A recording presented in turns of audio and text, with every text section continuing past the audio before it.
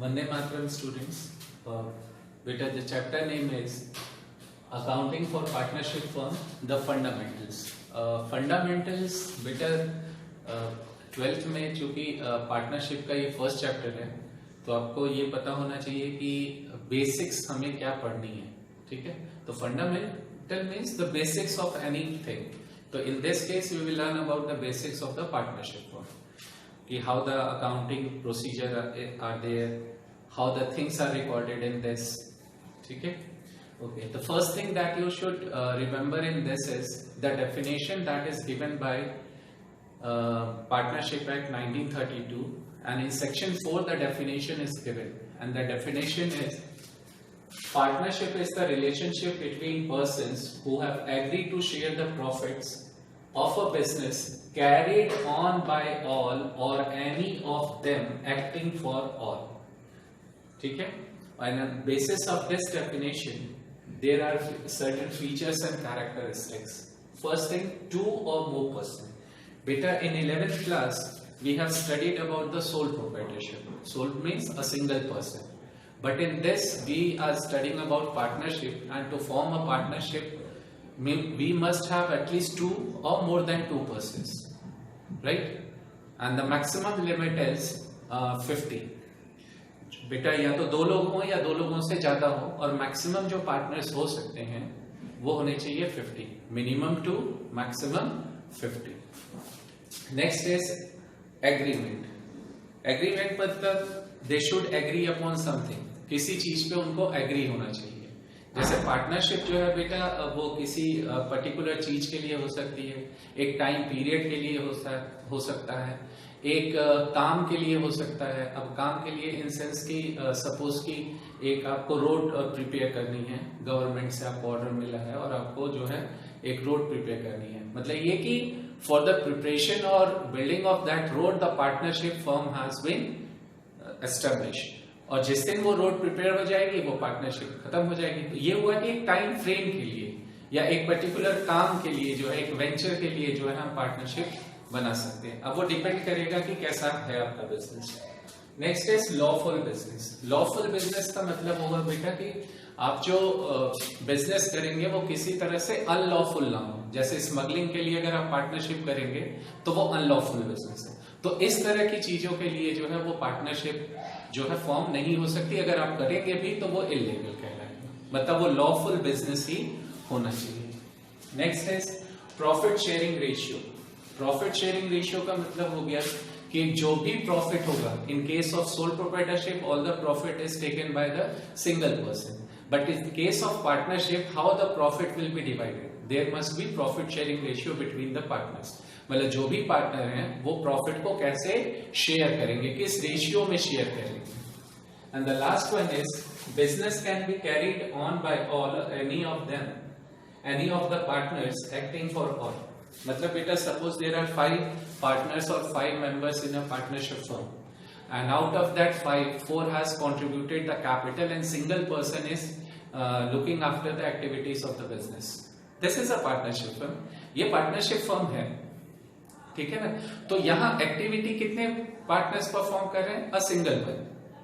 ठीक है, तो वो एक जो है जो बाकी जो 4 हैं वो भी रिस्पॉन्सिबल होंगे वो सिंगल पर्सन की वर्किंग के लिए. मतलब वो एक पर्सन जो है सबके लिए काम कर रहा है, या सारे मिलके कर सकते हैं. Any of partners acting for all, और all the partners are working in the business. सारे लोग एक्टिवली पार्टिसिपेट करें या एक पर्सन भी अगर करता है तो वो काम करेगा. ठीक है. अच्छा, अब कहोगे सर हमेशा तो न्यूमेरिकल्स ही बोर्ड में आते हैं. बेटा हमेशा बोर्ड्स में न्यूमेरिकल आते हैं, एग्री, बट कुछ क्वेश्चन सॉल्व करने के लिए हमें जो है न्यूमेरिकल्स का होना भी जरूरी होता है. ठीक है, मतलब थियरी होनी जरूरी रहती है. सॉरी, तो थोड़ा बहुत थियरी अगर नहीं पढ़ोगे तो फिर न्यूमेरिकल सॉल्व करने में थोड़ी प्रॉब्लम आएगी. Next is partnership deed. अब देखो पार्टनरशिप डीड जो है that is a kind of written agreement. It can be oral also, कि बिजनेस को कैसे करेगा, कौन करेगा, उसमें सारी डिटेल्स होती है regarding all the partners, that who are the partners, what is their age, address, how they will work, क्या करेंगे क्या नहीं करेंगे, वो सारी चीजें जो है पार्टनरशिप एग्रीमेंट में, पार्टनरशिप डीड में मेंशन होती है। अच्छा, वो रिटन भी हो सकती है, ओरल भी हो सकती है, बट बेटा it is advisable to have a written agreement. अच्छा, जरूरी क्यों है, इंपॉर्टेंस क्या है पार्टनरशिप डीड की, व्हाई इट इज रिक्वायर्ड? बेटा देखो, जैसे आप हैं, आपके फ्रेंड है, दोनों मिलके आज बिजनेस स्टार्ट करते हैं, बड़ी अच्छी दोस्ती है, ठीक है, but over a period of time जब मनी मैटर आता है, इन्वॉल्व होता है, तो कहीं ना कहीं दिक्कतें होनी शुरू हो जाती हैं, ठीक है, कहीं ना कहीं प्रॉब्लम्स होनी शुरू हो जाती है। तो सवाल है कि उसको हम आउटकम कैसे करें, ठीक है।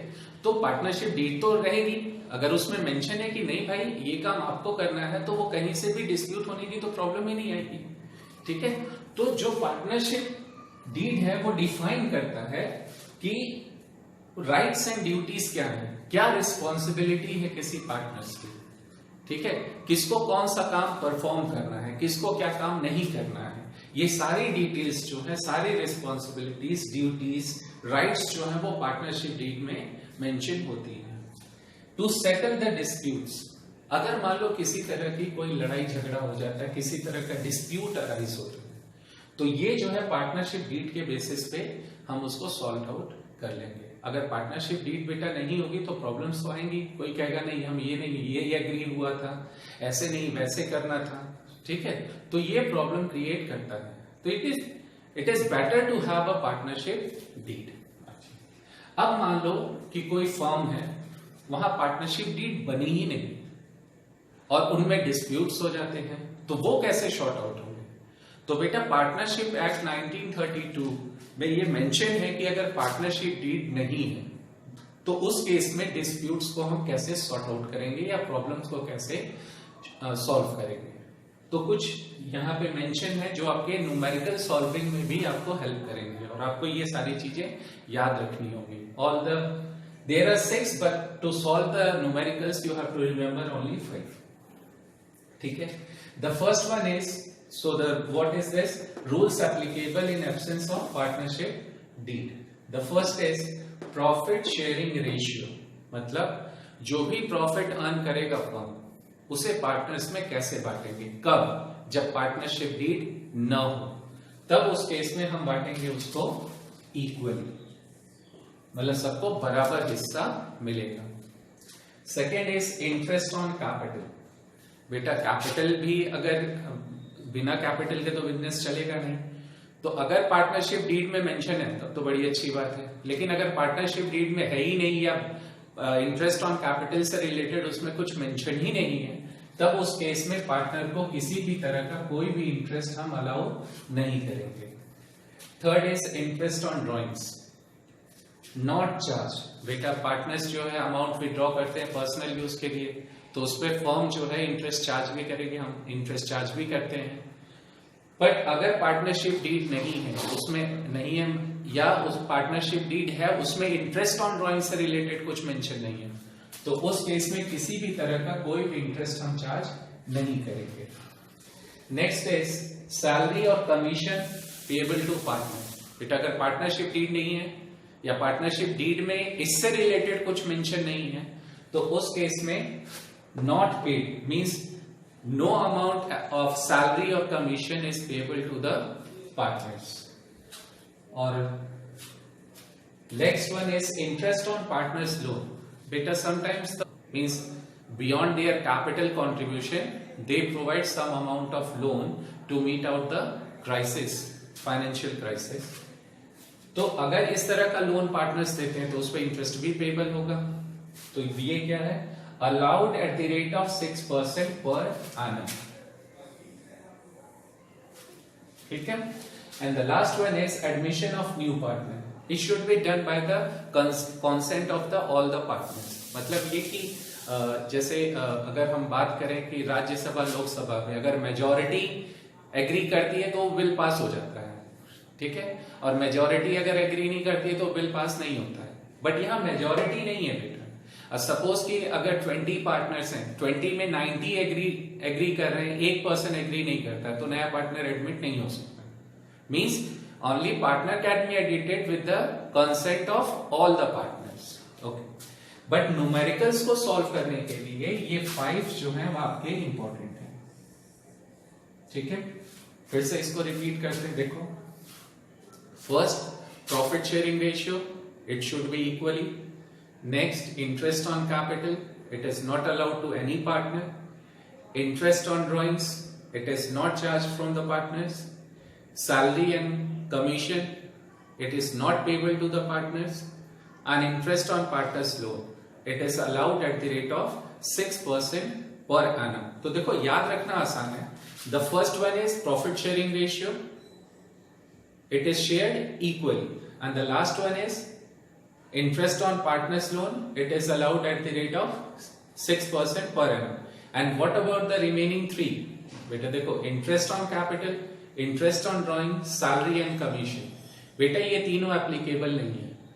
मतलब ये कि इससे रिलेटेड कोई भी कैलकुलेशन हम नहीं करते. हमें कैलकुलेशन करनी होगी सिर्फ प्रॉफिट शेयरिंग रेशियो याद रखना है इक्वली, और पार्टनर्स के लोन पे इंटरेस्ट हमको 6% पर एनम के हिसाब से पे करना. तो जब भी हम क्वेश्चन सॉल्व करेंगे तो ये आपको याद रखना होगा. Means you have to remember all the 5 things to solve a numerical question. If nothing is mention in the question regarding all these 5, in that case you have to apply this one.